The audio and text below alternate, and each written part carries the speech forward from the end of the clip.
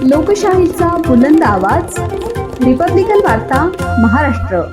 14 जून 2025 रोजी मध्यरात्री दरम्यान पाथर्डीगाव सर्कलजवळ हॉटेल मॅनेजर हुसेन पुनावाला हे मोपेड गाडीवरून घरी जात असताना आरोपीने त्यांची गाडी आडवी लावून चाकूचा धाक दाखवून पुनावाला यांचे अपहरण केले.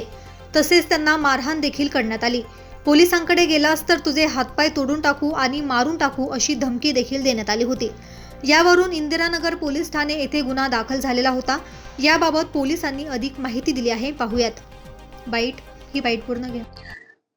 दिनांक 16/6/2025 रोजी पोलीस स्टेशन इंदिरानगर येथे अपराध क्रमांक 194/2025 BNS कलम 140(2), 308(5), 127(7), 3(5) तसेच IT ऍक्ट 66(66)C(D) अन्वये गुन्हा दाखल झाला होता. यातल्या फिर्यादी जे आहेत हुसेन पुनावाला यांना ते पाथर्डी फाट्यावरून पाथर्डी गावाच्या पुढे त्यांच्या घरी जात असताना 4 अज्ञात अनोळखी इसमांनी त्यांच्या 4 चाकी गाडी मधून आले. त्याला चाकूचा धाक दाखवला आणि त्याला पळवून घेऊन गाडीमध्ये जबरदस्तीने बसवून पळवून घेऊन जाऊन त्यांच्या अकाउंट मधून सुमारे 5,01,000 रुपये हे विविध अकाउंट्सला वर्ग करून घेऊन त्यातून क्रिप्टोकरन्सीची खरेदी केली आणि त्यांना दिवसभर फिरवून वेगवेगळ्या ठिकाणी फिरवून त्यांच्या मोबाईल मधून वेगवेगळे अकाउंट ओपन करून हा गुन्हा केल्याचं निष्पन्न झालेलं आहे. त्याप्रमाणे हा अपराध दाखल झाला होता.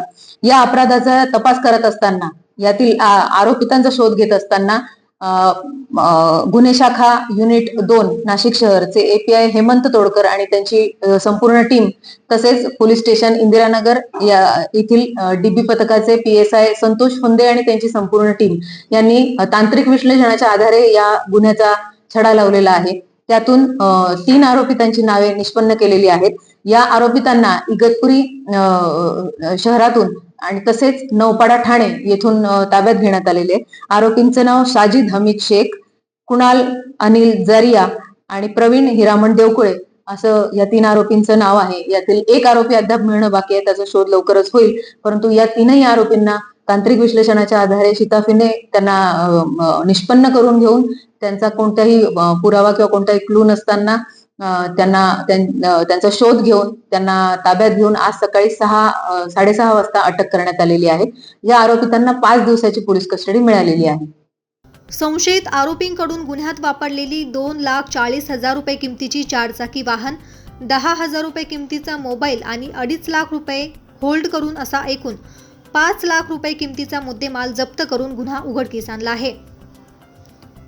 रिपब्लिकन वार्ता महाराष्ट्र न्यूजसाठी विशेष प्रतिनिधी आनंद दाभाडे, नाशिक.